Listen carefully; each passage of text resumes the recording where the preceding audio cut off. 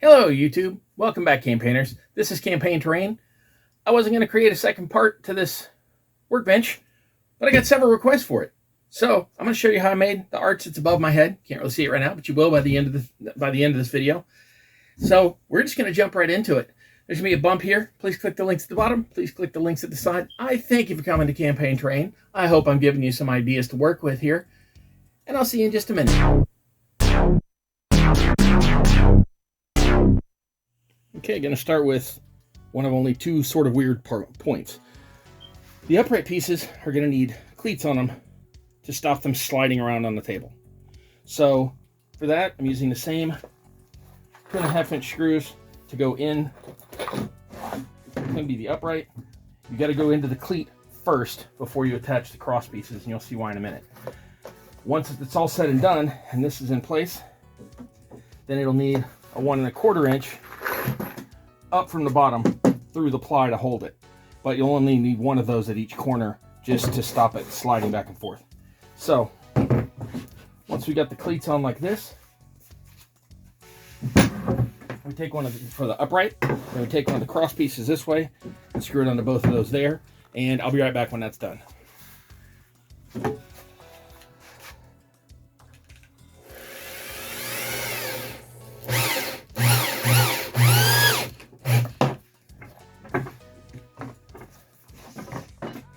Once that's done, the entire apparatus can stand up. We're going to line it right with the same one from below it. Doesn't really screw into that, so we just need to align it with that and use the piece that's going to be the cross rail at the back for that spacer. And we're going to screw that all to there. So it's going to get a couple screws into this one, a couple into the cleat, a couple into this one. So be back when that's done. Okay, 1.25 screw, and I'm coming up through the bottom into that cleat because my ply is only 1/4 inch thick. This is sort of infuriating. Maybe expect cussing.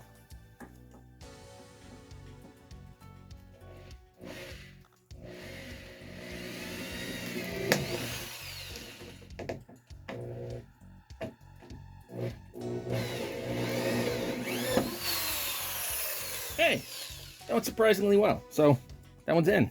We're good to go on that corner. Got one more corner to do, and then we'll work on to the frame. I hear your question. Wait a minute, Cross. Isn't the entire thing a frame? What do you mean you're going to come back and show us the frame?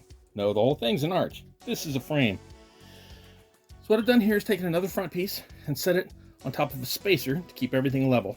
I've set another side piece on top of the side piece. I'm screwing the front pieces to the side pieces on the top layer only. I'm not screwing this any way, shape, or form to the bottom. This needs to be able to lift up and slide to the top. So one more screw and I've got the frame done, and then I'll show you putting it up on top.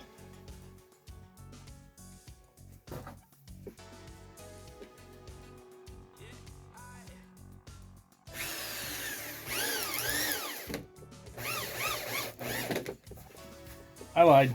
You caught me. I'm not sliding it up yet. I forgot I got to put on the turnbuckles. What these do is stop it from twisting this way once it's up to give it more stability. So I just took some offcuts I had and I'm bracing them on here with enough space that I can get 2 screws into each one at 45 degrees or so. Now, you can come along with a square and get it all right. I don't care. As long as I've got room to get 2 screws in here, then I'm good. Let me grab the screws.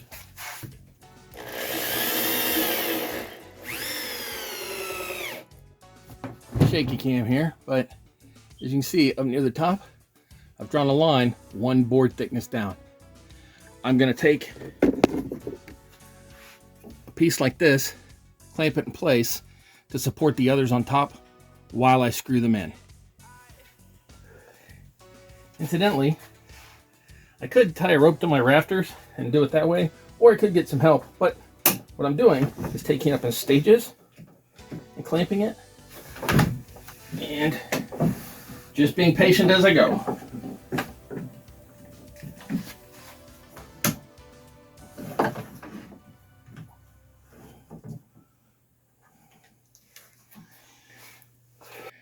Okay, first off, the lumber that's up here, the yellowish looking lumber, That's actually part of the roof, the ceiling, the top of the basement. So ignore that. We're only looking at this piece here. As you can see, I put a small screw in here to support it once I got it up there. Then put a screw here and a couple on this side. I'm going to do one more. Then the top is up and essentially complete. When I come back, I'm going to show you how I hang my camera rig from inside this frame. I'll be right back. I switched to a drill bit. I'm drilling a hole 3/4 of an inch in from the end. That way I know it'll go into the 2x4s above. If you want to keep your holes lined up, there's an easy trick. The printing goes in a straight line down the pipe. So just turn the tube around, find that straight and find that ink, go 3/4 of an inch in.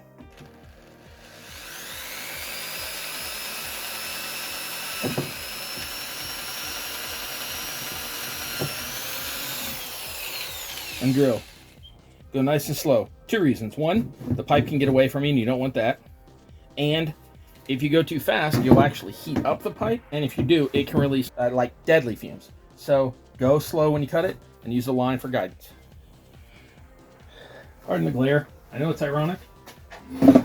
Having bad lighting while putting up a lighting rig. I get that. But all I did was mark out the center line and 9 inches twice. And that gives me 5 bars across here to hang lights from. And simply drill the hole through the tube. And that's it. Those are up there and they are sturdy. Alright, I did hang one more across here that I told you there were 2 tricks. That's the second trick. I will show you that in just a second and then we're pretty much done. Here's that second trick. Since the others created a gap of 1 tube, and this is going below them, I put a 1 tube spacer in here. This did require a slightly longer screw, so I did have 2 screws in here that are 3-inch screws, but it's literally only this one and the one at the opposite end is 2. If for any reason you ever decide that this is sagging, it's clearly not. It's a 3/4 inch, it's sturdy. But if you decide it is, you can take the screw out, slide something like another piece of PVC or a piece of bamboo or something down inside it, and then it'll give it more rigidity. But I don't think it should be a problem. If for any reason they start to bow away from each other, you can always put a zip tie where they cross between them. And that's it. We're done and ready to go. I'm going to show you one long shot here in a second, show you how sturdy it is, and then I'll be back to talk to you at the end. So there it is. Put the frame built, put the supports in, got the camera and lighting rigs. I can just hook clamps to these and hold lights or cameras from above.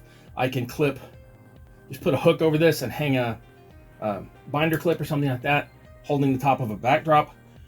This gives me all sorts of possibilities. I can hang tools from this if I need to, etc. So that's good to go. And how sturdy is it? Yep, that'll work. So there you have it, campaigners. Last week, Workbench. Plenty sturdy to build whatever you need on it. This week, arch above your head to light what you're working on. That'll give you help if you're just working, or if you also have a YouTube channel, if you sell stuff online and you need to light your work, whatever. So if you just want to hang speakers in your shop, that'll still work for you. So I hope this has been helpful for you. Thanks for coming to Campaign Terrain.